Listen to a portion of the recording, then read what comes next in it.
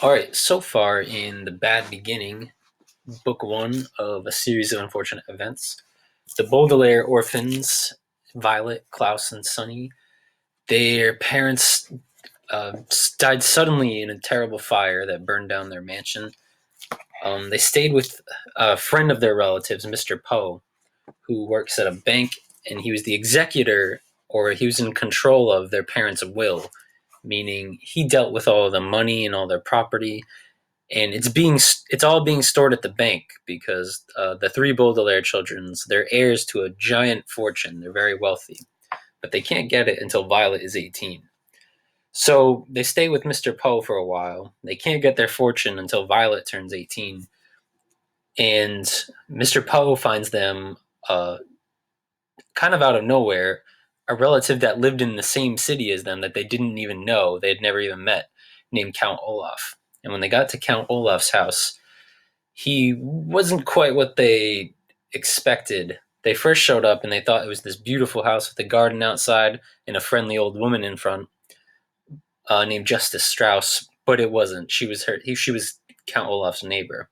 Next door at Count Olaf's house, the house was kind of decrepit. It was a little gross looking. It was falling apart, and it had a weird eye carved into the door. And then they finally met Count Olaf, and he was just a kind of a strange guy. He was really tall, really skinny, had kind of like a pointed beard. He was kind of distant and not too friendly. He had a strange tattoo of an eye on his ankle. It was like the same one on the door. And the children noticed eyes all over the house. The room he gave them to stay in wasn't very good. It had one bed. I think Sonny, the baby, is sleeping in a refrigerator box. And Count Olaf isn't around very often, but every day he seems to be leaving the children lots of chores. So that's where we left off. The kids were cleaning the kitchen for Count Olaf, and he also left them a note asking them to prepare dinner for him and all his friends. Because we found out from Mr. Poe that Count Olaf is an actor, so I guess all his friends are actors and actresses. If they were here, Klaus said, his voice rising as he got more and more upset, we would not be with Count Olaf in the first place. I hate it here, Violet. I hate this house. I hate our room. I hate having to do all these chores, and I hate Count Olaf. I hate it too, Violet said, and Klaus looked at his older sister with relief. Sometimes, just saying that you hate something and having someone agree with you can make you feel better about a terrible situation. I hate everything about our lives right now, Klaus, she said, but we have to keep our chin up. This was an expression the children's father had used, and it meant try to stay cheerful. You're right, Klaus said, but it is very difficult to keep one's chin up when Count Olaf keeps shoving it down.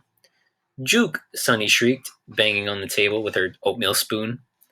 Violet and Klaus were jerked out of their conversation and looked once again at Count Olaf's note. Well, perhaps we could find a cookbook and read about how to cook, Klaus said. It shouldn't be that difficult to make a simple meal. Violet and Klaus spent several minutes opening and shutting Count Olaf's kitchen cupboards, but there weren't any cookbooks to be found. Can't say I'm surprised, Violet said. We haven't found any books in this house at all. I know, Klaus said miserably. I miss reading very much. We must go out and look for a library sometime soon. But not today, Violet said. Today we have to cook for 10 people. At that moment there was a knock on the front door. Violet and Klaus looked at one another nervously. Who in the world would want to visit Count Olaf? Violet wondered out loud.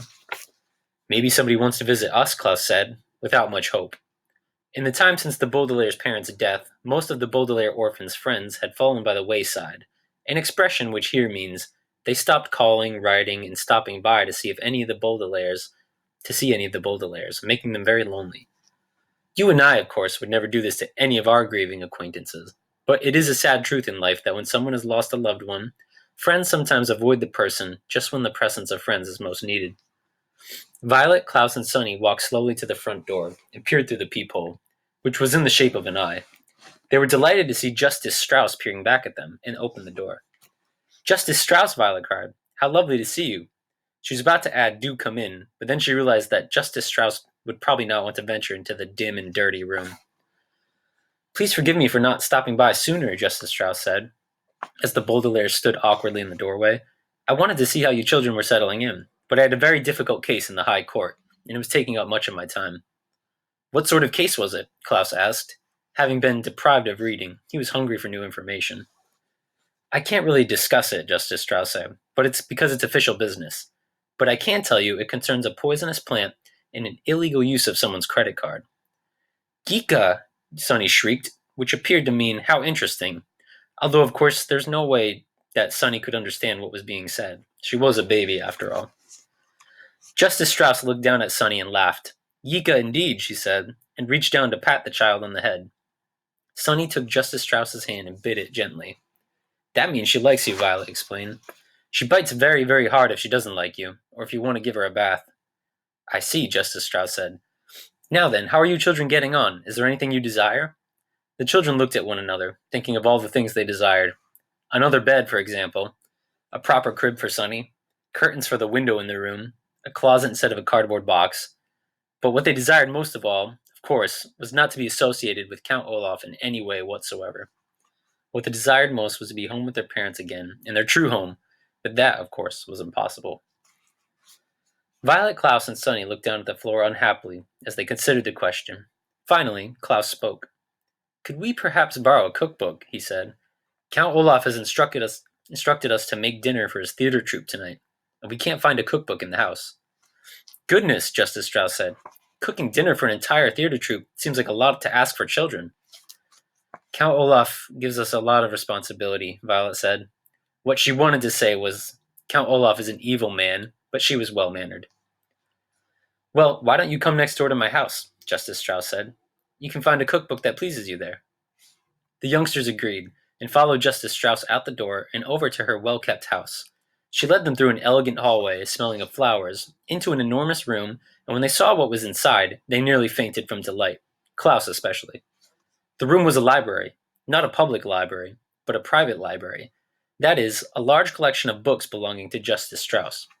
There were shelves and shelves of them on every wall from the floor to the ceiling, and separate shelves and shelves of them in the middle of the room. The only place there weren't books was in one corner, where there were some large, comfortable-looking chairs and a wooden table with lamps hanging over them. Perfect for reading. Although it was not as big as their parents' library, it was as cozy, and the Baudelaire children were thrilled. My word, Violet said. This is a wonderful library. Thank you very much, Justice Strauss said. I've been collecting books for years, and I'm very proud of my collection. As long as you keep them in good condition, you're welcome to use any of my books at any time. Now the cookbooks are over here on the eastern wall. Shall we have a look at them? Yes, Violet said. And then, if you don't mind, I should love to look at any of your books concerning mechanical engineering. Inventing things is a great interest of mine. And I would like to look at books on wolves, Klaus said. Recently I've been fascinated by the subject of wild animals of North America. Book, Sonny shrieked, which meant, please don't forget to pick out a picture book for me. Justice Strauss smiled. It is a pleasure to see young people interested in books, she said. But first I think we'd better find a good recipe, don't you? The children agreed, and for 30 minutes or so they pursued several cookbooks that Justice Strauss recommended. To tell you the truth, the three orphans were so excited to be out of Count Olaf's house and in this pleasant library that they were a little distracted and unable to concentrate on cooking. But finally, Klaus found a dish that sounded delicious, and it would seem pretty easy to make. Listen to this, he said. Puttanesca.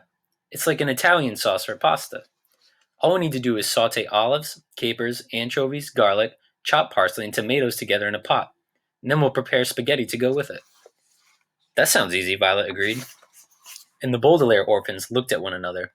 Perhaps, with the kind Justice Strauss in her library right next door, the children could prepare pleasant lives for themselves as easily as making puttanesca sauce for Count Olaf. And that is the end of Chapter 3. I will see you guys tomorrow, and we'll start Chapter 4.